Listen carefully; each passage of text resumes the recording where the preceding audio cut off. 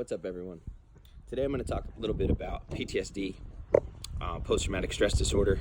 That doesn't just have to be for my fellow war veterans. That could be anyone who's experienced any type of trauma in their life to the point where it's affecting them now. And if you've learned to get past it, then I commend you and just keep doing the right thing.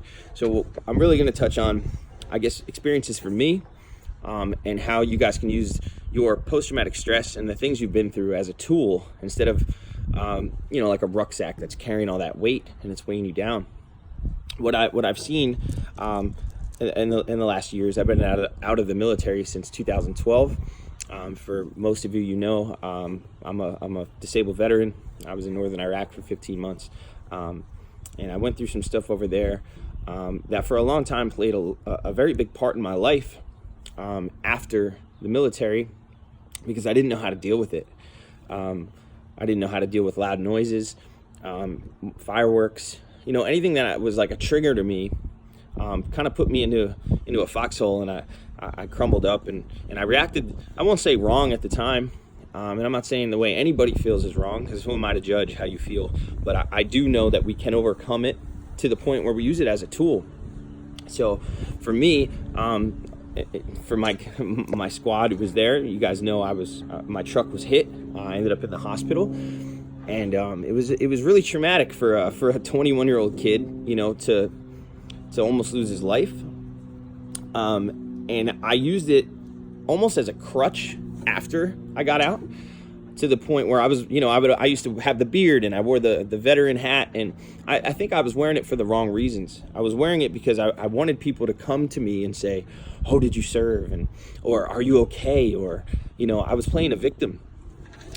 And I'm speaking to my war vets and anyone who's gone through some stuff, who now has made it past it, to use it as a tool to empower others that there are other ways to get through those type of things. Okay, there was a time where I would say, I don't watch war movies, or I don't like fireworks, but in the beginning of my life, I love fireworks. They're a beautiful display. I just, I love action movies. Who doesn't? But I made it in my brain. My brain was wired a certain way to where I was straying away from those things.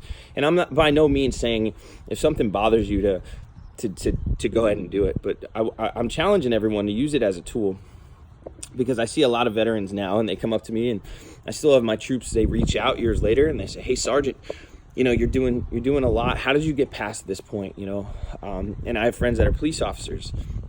They say, how do you go to a traffic accident where it was a DOA and everyone passed away on scene, or there was children involved, or it's just a horrific event, and then you have to get out of uniform and go home, and you have to sit and have dinner with your family, and you have to try to normalize your life after you just went through a traumatic event like that. And all I can say is, you need to learn to separate things, and you need to learn it as a tool. I still, to this day, I'll sit with my back to a wall, or I'm still hyper vigilant. If I go to a restaurant, I still, without even thinking, I count people, I watch hands, I look at exits.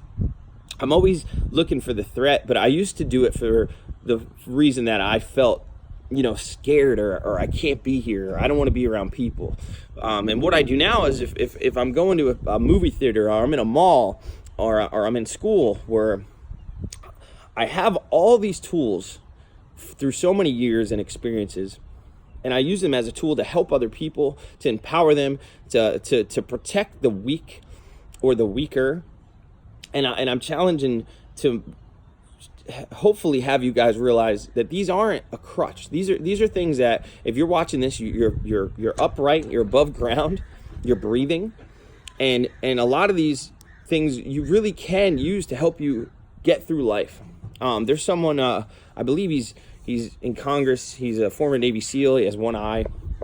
And this gentleman is writing books, and he's going on Joe Rogan, and he's doing debates, and he's doing so many things. And I guarantee that guy's been through hell and back, as a lot of you have. But he's not sitting in a dark room, and just using it as something that's really hurting his life. And all that does is hurt the people around you. I know from experience, my family suffered for many years when I first got out of the military because I felt like I lost my identity. I went from one day leading, 20 plus troops and being an active squad leader and active platoon sergeant and doing all these awesome things. And I got out. Now I was back in New Jersey and I just didn't know who I was anymore. But because for a decade, that's all I did was right time, right place, right uniform, check, recheck and pop smoke and get the mission accomplished. And now I was out of the military and I was home and all those things were gone. And I started to crumble inside as a person. Me personally, I took to drugs. And it ruined not only my life, my personal happiness. It ruined all the loved ones around me. And I'm still, even though I'm going, on a couple years clean, I'm still suffering the effects of those actions that I did, and that's okay. Don't be too hard on yourself. But I want to empower people to realize you can help people. If you've gone through certain things, you can help others. And one of the things that empowers me and makes me feel better are helping other people. For instance, yesterday, I won't say who, but I had someone come and approach me a way that was out of character for them, and I knew right off the bat that's not who they are. But they approached me very aggressively, and I matched their energy. So I've learned over the years, I'm going to match your energy. I did it as a cop. If you want to come with me willingly, we can. If you want to get a little crazy, we can get a little crazy. That's why they have levels of force. You can raise them or you can lower them. But through time and experience, I've learned that if it's not a life or death situation and I match someone's energy, most of the time people just have something going on and they need to listen, or you need to listen. So what I did was I matched her energy.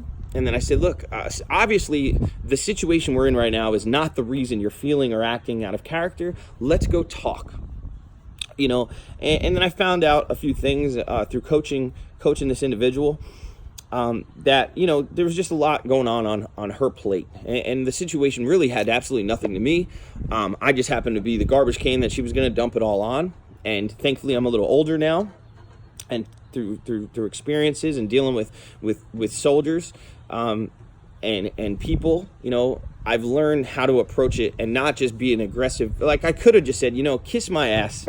I don't care. Don't talk to me like that. And blah, blah, blah, blah, blah. And just ended it. But that would have ruined a relationship I had with her as a leader. And that's not the way to go. So instead I used my tools to empower her and teach her how to approach people. And now hopefully moving forward, she'll look back and she'll be able to use those things. What I'm trying to say is, you guys, you girls, you men, you women, everyone goes through a different thing in their life, a different path, a different avenue. But it's all about how we approach it and how we assess the situation. If you're walking into rooms and you're still cutting the pie, you're looking at people and you're addressing different threats, and there's really no threat, like you're in McDonald's, you need to calm it down a little bit. I mean, it's good to do those things if that's instilled in you. If you were SRT or you were deployed or, whatever the case is, if you're doing certain things, that's okay, but use it as a tool. Stop using it as a crutch.